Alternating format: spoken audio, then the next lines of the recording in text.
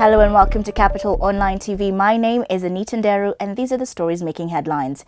President Uhuru Kenyatta's The National Alliance and William Ruto's United Republican parties have formed a new outfit known as the Jubilee Alliance Party ahead of the 2017 general elections. Insiders have told Capital Newsbeat that the new party is expected to stem apparent rifts between the two parties and will test the waters in February during the Kajiado Central by-election. The new party, unveiled on Friday and whose offices are still under construction, will be chaired by Nelson Zuya, who will be deputized by David Murathe, a former legislator. Veronica Nduati will be the party secretary general, to be assisted by Caleb Kositani. The party officials say TNA and URP have not been dissolved and that all provisions of the law have been followed in registering the new outfit they say will transform the political scene.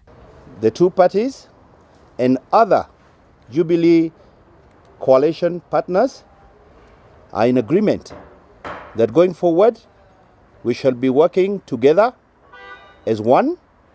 We are going to maintain our identities as parties, but whenever we are faced with this kind of a challenge or such an opportunity presents itself going forward to 2017, 2022, 2029, we are going to go in as the Jubilee Alliance Party. The NCIC has withdrawn a conciliation deal it made with Gatundu South MP Moses Kuria over hate speech, citing continued posting of offensive messages. NCIC Chairman Francis Ole Kaparu said a full board of the commission also resolved that the Director of Public Prosecutions continue with Kuria's case to full hearing.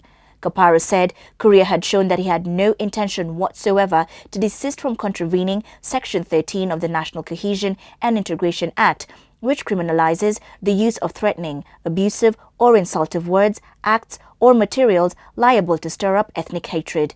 The Commission had on Monday said it would support a pardon against the Gatundu South MP, who is facing charges of incitement to violence, hate speech and ethnic contempt. Tunauliza koti ya kwamba sisi hatuko tena mambo ya reconciliation na Bwana Kuria. Na tunauliza Director of Public Prosecution aendelee na hiyo kesi hadi mwisho yake. President Uhuru Kenyatta held a meeting with IEBC officials at his Harambee House office in Nairobi to discuss the Commission's reform agenda. The commissioners, led by Chairman Ahmed Isaac Hassan, briefed the President on the progress in the implementation of reforms the Commission has embarked on.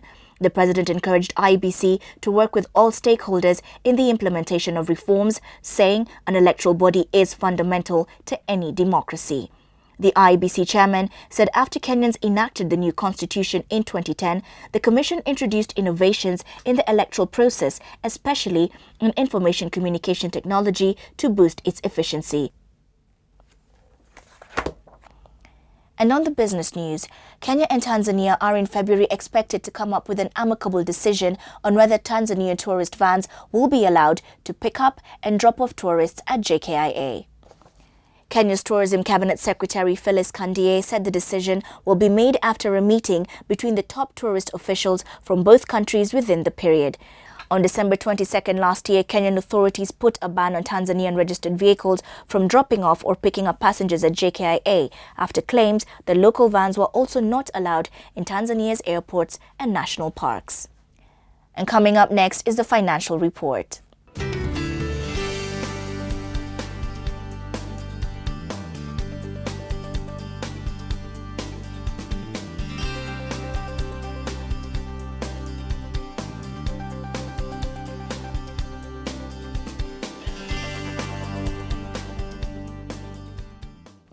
And finally, on the sports news, Arsene Wenger has confirmed that Arsenal has agreed on a fee with Legia Warsaw for midfielder Christian Bielik. Arsenal beat a number of clubs, including Bundesliga side Hamburg, to sign the 17-year-old who underwent a medical this morning.